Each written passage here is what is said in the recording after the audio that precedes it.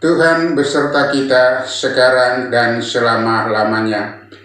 Inilah Injil Tuhan kita Yesus Kristus menurut Santo Yohanes bab 8 ayat 1 sampai ayat 11. Dimuliakan Tuhan. Tetapi Yesus pergi ke Bukit Zaitun. Pagi-pagi benar ia berada lagi di Bait Allah, dan seluruh rakyat datang kepadanya. Ia duduk dan mengajar mereka. Maka ahli-ahli Taurat dan orang-orang Farisi membawa kepadanya seorang perempuan yang kedapatan berbuat zina.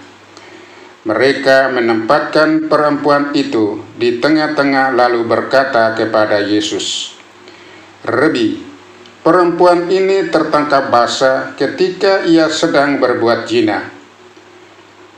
Musa dalam hukum Taurat memerintahkan kita untuk melempari perempuan-perempuan yang demikian.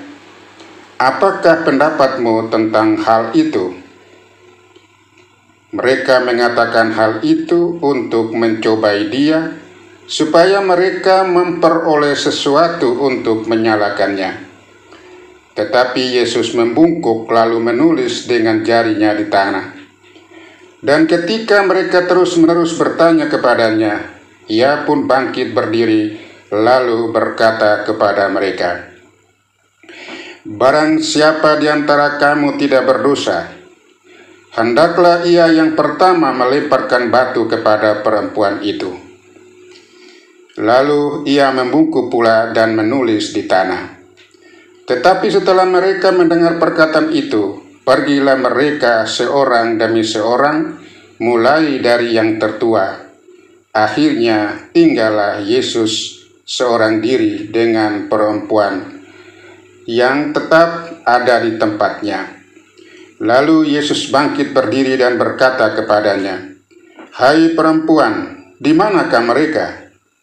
Tidak adakah seorang pun yang menghukum engkau?" Jawabnya, "Tidak ada, Tuhan." Lalu kata Yesus, "Aku pun tidak menghukum engkau. Pergilah dan jangan berbuat dosa lagi mulai dari sekarang." Demikianlah sabda Tuhan. Terpujilah Kristus. Renungan Minggu Prapaskah kelima menurut Injil Yohanes bab 8 ayat 1 sampai ayat 11. Tema renungan adalah kasih dan pengampunan yang membawa pemulihan.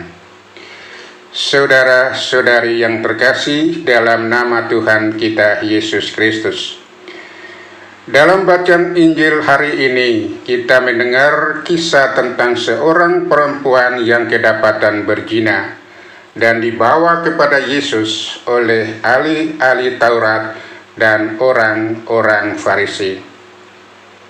Mereka mencoba Yesus, berharap supaya Yesus akan setuju dengan hukum Musa yang mengharuskan perempuan itu harus dirajam. Namun Yesus memberikan jawaban yang luar biasa. "Barang siapa di antara kamu tidak berdosa, hendaklah ia yang pertama melemparkan batu kepada perempuan itu." Yohanes 8 ayat 7. Setelah mendengar jawaban Yesus, satu persatu mereka pergi, meninggalkan perempuan itu sendirian bersama Yesus. Saudara, berdasarkan bacaan Injil Yohanes bab 8 ayat 1 sampai ayat 11 yang barusan kita dengar, sekurang-kurangnya ada 3 hal pokok yang menjadi permenungan kita. Pertama, Allah adalah sumber kasih dan pengampunan. Kisah ini menunjukkan betapa besar kasih dan pengampunan Allah. Yesus tidak menghakimi perempuan itu, tetapi memberikan kesempatan untuk bertobat. Ini adalah pengingat bagi kita semua bahwa Tuhan bukanlah hakim yang kejam, melainkan Bapa yang penuh kasih, yang selalu siap mengampuni jika kita datang kepadanya dengan hati yang tulus. Yang kedua, jangan mudah menghakimi orang lain. Seringkali kita seperti orang-orang Farisi yang cepat menghakimi kesalahan orang lain, tetapi lupa melihat dosa-dosa kita sendiri. Yesus mengajak kita untuk lebih berbelas kasih daripada menghakimi.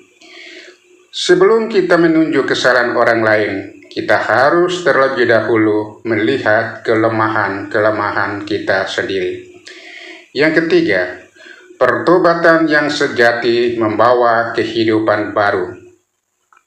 Yesus tidak hanya mengampuni perempuan itu, tetapi juga memberikannya perintah, "Pergilah dan jangan berbuat dosa lagi." Yohanes 8 ayat 11. Ini adalah panggilan bagi kita semua untuk bertobat dengan sungguh-sungguh. Pengampunan Tuhan bukanlah izin untuk terus berbuat dosa lagi, tetapi kesempatan untuk hidup lebih baik sesuai dengan kehendak Allah. Saudara dan saudari yang terkasih dalam nama Tuhan kita Yesus Kristus, dalam masa Prapaskah ini, kita diajak untuk merenungkan kembali kasih dan pengampunan Allah dalam hidup kita. Apakah kita sudah menjadi pribadi yang murah hati dalam mengampuni? Apakah kita telah meninggalkan dosa-dosa lama dan berusaha hidup lebih baik? Marilah kita meneladani Yesus yang penuh kasih dan pengampunan, serta membawa terang bagi sesama kita. Semoga Tuhan memberkati kita dalam perjalanan pertobatan ini. Amin.